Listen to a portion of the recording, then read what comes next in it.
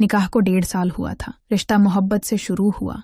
फासले के बावजूद दिलों में करबत थी। वो सऊदीया में अय्यर हॉस्टेस थी और मैं पाकिस्तान में नौकरी करता था। हमारी रोज रात देर तक बातें होती। कभी तस्वीरें भेजती, कभी अपनी परवाजों के किस्से सुनाती। मैं हर बात पर यकीन करता, हर मुस्कुराहट में सच तलाश लेता। कुछ वक्त ऐसा गुजरा जैसे सब कुछ ठीक है, लेकिन फिर आहिस्ता आहिस्ता सब कुछ बदलने लगा। अब वो जल्दी फोन रख देती, बहाने बढ़ने लगे, कभी थकन, कभी नींद, कभी दोस्त के आने की बात। मैंने खुद को समझाया कि शायद वाकई मसरूफ है, लेकिन दिल बार बार सवाल करता। जो लहजा पहले सिर्फ मेरे लिए मखसूस था, अब उसमें अजनबीत सी आ गई थी। मैंने नजरअंदाज किया, मगर दिल में कोई खलश रह गई। इस रात भी वही हुआ। उसने कहा, काम से थकी हूँ, कल बात करती हूँ। आवाज में उलझन थी, जैसे जल्दी में हो, जैसे कोई सुन रहा हो। मैंने फोन बंद किया, लेकिन नींद न आई। दिल बेचैन था और इस बेचैनी ने वो फैसला करवाया जो शायद सब कुछ बदलने वाला था।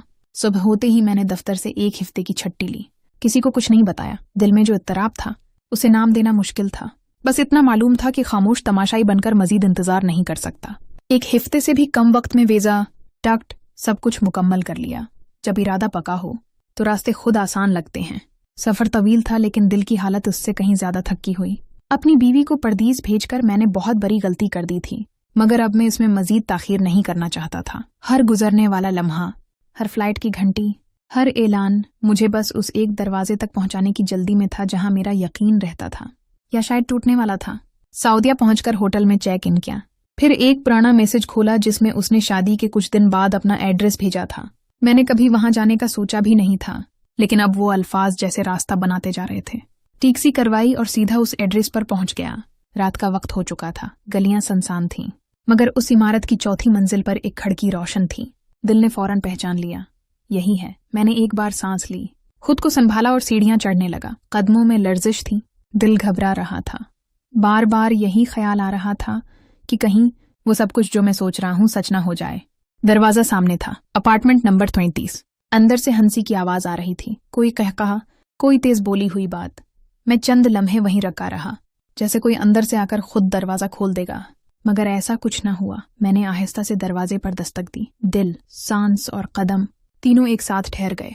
दरवाजे के पीछे लम्हे भर की खामोशी छा गई, जैसे अंदर किसी ने दस्तक सुनी हो और साकत हो गया हो। फिर हल्की सरगोशियां हुईं, कुछ आहटें सुनाई दें। दरवाजा खुला तो सामने एक अजनबी औरत खड़ी थी।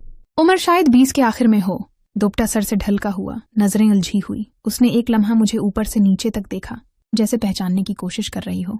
मैंने कुछ कहने से पहले ही अंदर निगाह डाली। वो वहां थी, मेरी बीवी, सोफे पर बैठे हुए, हाथ में मोबाइल, चेहरे पर एक ऐसी हैरत जो सिर्फ छिपते हुए इंसान पर आती है। उसकी आंखें मुझ पर जमी रहें, जैसे वो ये मानने को तैयार नहीं थी कि मैं हकीकत में सामने खड़ा हूं। मैंने सलाम किया, लेकिन मेरी आवाज रखी हुई थी। उसने बेमुश्किल जवाब दिया, फिर जल्दी से उठी और दरवाजे तक आई। उसकी आंखों में उलझन थी, मगर उससे ज्यादा कुछ और, जैसे खौफ। उसने बाहर आकर दरवाजा बंद करने की कोशिश की, मगर मैंने नरमी से रोक लिया। ये कौन है? मैंने पूछा। उसने सरसरी लहजे में कहा, मेरी रूममेट है, याद है जिसका मोबाइल में इस्तेमाल कर रही थी। मैंने अंदर झांका, एक मर्द की आवाज अब भी अंदर से आ रही थी, शायद किसी और कमरे से। मैंने कुछ बोलना चाहा, लेकिन अल्फाज गले में उटक गए। मुझे यूं लग रहा था जैसे मैं अभी बेहोश होकर जमीन पर गिर जाऊंगा। और फिर वो तेजी से बोली, ये वक्त नहीं है बात करने का, प्लीज होटल में जाकर आराम करो, मैं सुबह आती हूँ। मेरा दिल कई टुकड़ों में बटा हुआ था, लेकिन चेहरा सख्ती से सीधा रखने की कोशिश की। मैं खामोशी से सीढ़ियां उतरने लगा। पीछे मुड़कर देखा तो दरवाजा बंद हो चुका था। नीचे पहुंचकर दिल में सिर्फ एक सवाल रह गया था, अगर सब कुछ ठीक था तो चेहरे पर वो घबराहट क्यों थी? क्या वो सब चल रहा था जो मेरे दिमाग में भी चल रहा था? उफ, मैं बहुत बड़ी गलती कर बैठा था। काश उसको सऊदी अरब जाने की इजाजत ही न देता। रात भर नींद आंखों से कोसों दौड़ रही। होटल के कमरे में हर चीज खामोश थी, लेकिन दिमाग में शोर मचा हुआ था, उसकी आंखों का खौफ। दरवाजा जल्दी बंद करना और वो अंदर से आती मर्दाना आवाज, सब कुछ साफ था। लेकिन मैं फिर भी खुद को यकीन दिलाने की कोशिश करता रहा कि शायद मैं गलत समझ रहा हूँ। सुबह का वक्त हुआ तो मैंने उसकी तरफ से कोई पैगाम न देखा। मामूल के मुताबिक वो सुबह सलाम या खैरियत का मैसेज करती थी, लेकिन आज मुकम्मल खामोशी थी।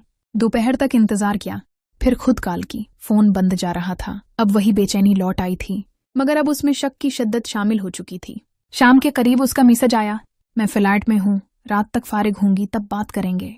मैंने मुख्तसर जवाब दिया, मैं कल वापस जा रहा हूँ, बस तुमसे मिलने आया था।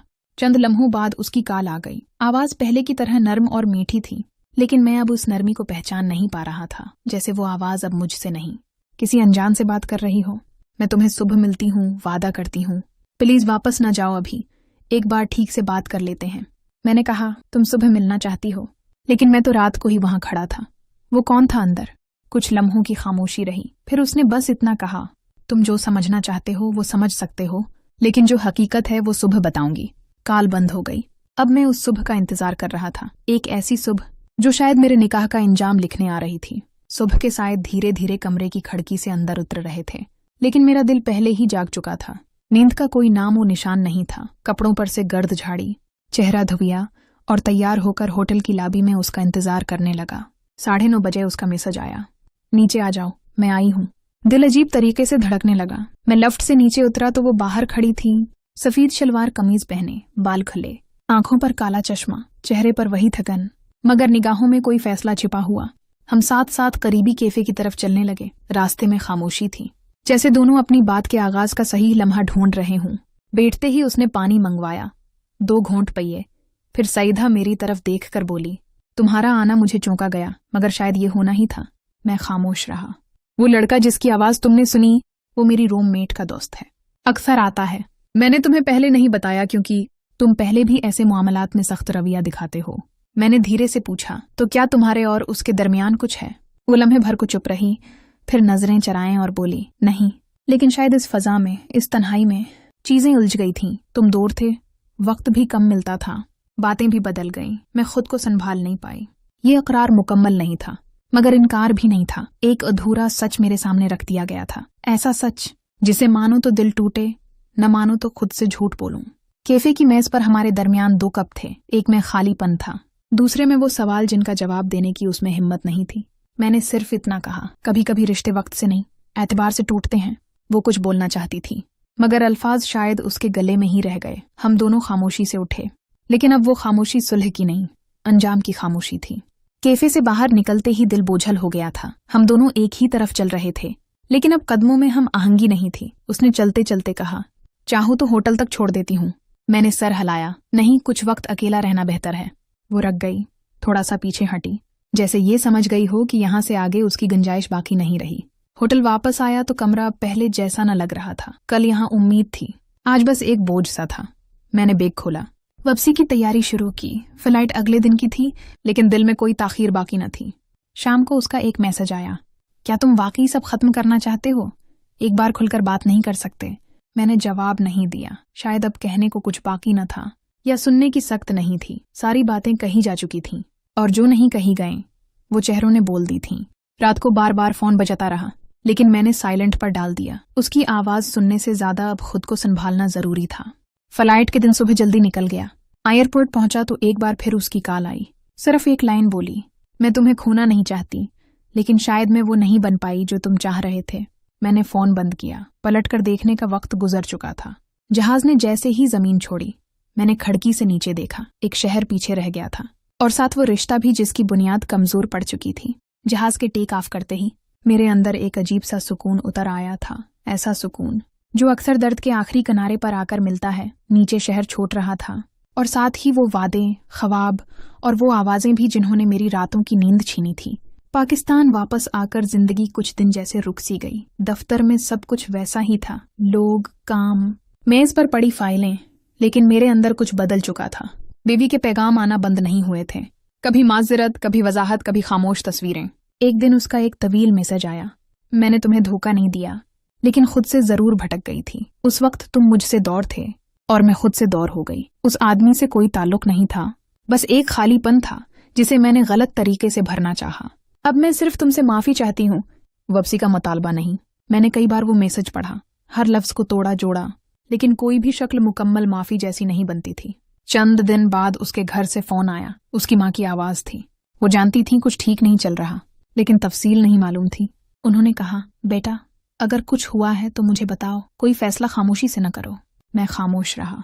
रात को बैठा उसका निकाह नामा निकाला। कागज पर सब कुछ ठीक लगता है, नाम, दस्तखत, गवाह, लेकिन इन दस्तखतों के पीछे जो एतबार होता है वो मिट जाए तो बाकी सब कागज ही रह जाता है। मैंने वो कागज वापस रखा, फोन उठाया और सिर्फ इतना लिखा, हम दोनों शायद वो लोग नहीं निकले जो वक्त के इम्तिहान में एक दूसरे को संभाल सकें। कुछ रिश्ते निभाने के लिए सिर्फ मोहब्बत काफी नहीं होती। मैं दुआ गो हूँ तुम्हारे लिए हमेशा। सेंड का बटन दबाने के बाद मैं देर तक खाली स्क्रीन को देखता रहा। अब कोई जवाब नहीं चाहिए था। कुछ हफ्ते गुजर गए। मौसम बदलने लगा था, जैसे वक्त ने भी मेरे अंदर की हालत को महसूस कर लिया हो। बारिशें कम हो गईं, हवा थोड़ी खशक सी रहने लगी और मेरे दिल में वो शूर जो मुसलसल मचा हुआ था अब धीरे धीरे खामोश होने लगा था। इस दौरान उसकी तरफ से कोई पैगाम नहीं आया, न माफी, न वजाहत, न एहतिजाज। जैसे उसने भी मान लिया हो कि अब बात खत्म हो चुकी है। शायद वो वाकई जान चुकी थी कि बाज फासले एक बार बन जाएं तो पूरी जिंदगी भी कम पड़ जाती है उन्हें पाटने के लिए। एक दिन दफ्तर से वापस आते हुए मैंने अपने निकाह की पुरानी तस्वीरें खोल कर देखें। वो हंसी, वो नजर, वो सादा सा दोपटा, कुछ लम्हे ऐसे थे जो हकीकत से ज्यादा ख्वाब जैसे लगते थे। लेकिन फिर दिल ने खुद ही कहा, ख्वाब अगर टूट जाए तो आंखों को इल्जाम नहीं दिया जाता।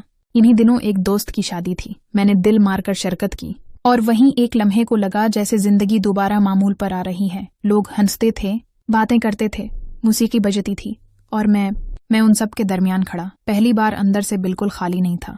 वापसी पर उसकी उम्मी का फिर फोन आया। उन्होंने बस इतना कहा, बेटा वो अब भी तुम्हारे नाम से जड़ी बैठी है। मैंने खामोशी से जवाब दिया, जुड़े रहना काफी नहीं होता, जब दिल दरमियान से अलग हो जाए। फोन बंद हुआ और उस रात मैंने पहली बार उस अपार्टमेंट, उस कैफे, उस आखिरी मुलाकात, सबको एक एक करके दिल से निकालना शुरू किया। पहली बार ऐसा लगा जैसे मेरी जिंदगी अब उसकी याद से नहीं, मेरे अपने फैसले से चलने लगी है। वक्त आगे बढ़ रहा था, जैसे जख्मों पर गर्द जमती जा रही हो। कुछ तकलीफें भूलने से नहीं, जीने से कम होती हैं। मैंने भी जिंदगी को फिर से तरतीब देना शुरू किया। दफ्तर में ध्यान बढ़ाया, पुराने दोस्तों से राब्ते जोड़ने लगा और खुद को तन्हाई के खुल से निकालने की कोशिश की। लेकिन अजीब बात यह थी कि उसकी गैर मौजूदगी ने जो खला छोड़ा था वो अब एक आदत में बदलने लगा था। एक दिन शाम के वक्त दफ्तर से लौटते हुए एक पुरानी जगह के सामने से गुजरा, वही कैफे जहां हम आखिरी बार बैठे थे। न जाने क्यों कदम खुद ब खुद रख गए। कुछ लम्हे वहां खड़े होकर अंदर झांका। वो मेज खाली थी लेकिन यादें बिल्कुल ताज़ा। उसी रात उसका एक और पैगाम आया, कई हफ्तों की खामोशी के बाद। मैंने खुद को बहुत टटोला। तुम्हें खो देना शायद मेरे लिए सजा थी, मगर तुम्हारा फैसला मैं अब भी समझती हूँ। अगर जिंदगी में कभी दिल चाहे मुझसे बात करने का तो मैं ये दरवाजा बंद नहीं करूंगी।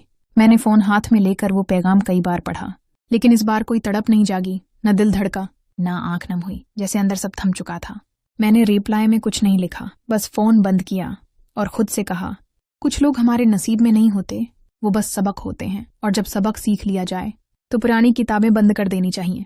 वो रात मामूल से मुख्तलिफ नहीं थी, खामोश, थकी हुई और एक गहरी सी तन्हाई में लपटी हुई। मैं देर तक छत पर बैठा रहा, पुराने पैगामात को एक बार फिर दिल पर जब्र करते हुए डिलीट किया, तस्वीरें भी, और फिर मोबाइल बंद करके जेब में रख लिया। नीचे आकर कमरे की लाइट बंद की ही थी कि दरवाजे पर हल्की सी दस्तक हुई। दिल एक लम्हे को ठटका। उस वक्त दोबारा दस्तक हुई, थोड़ी वाज़ेह, थोड़ी बेताब। मैंने दरवाजा खोला। सामने वो खड़ी थी, मेरी बीवी, बाल बिखरे हुए, आंखों में नमी और हाथ में सिर्फ पासपोर्ट था।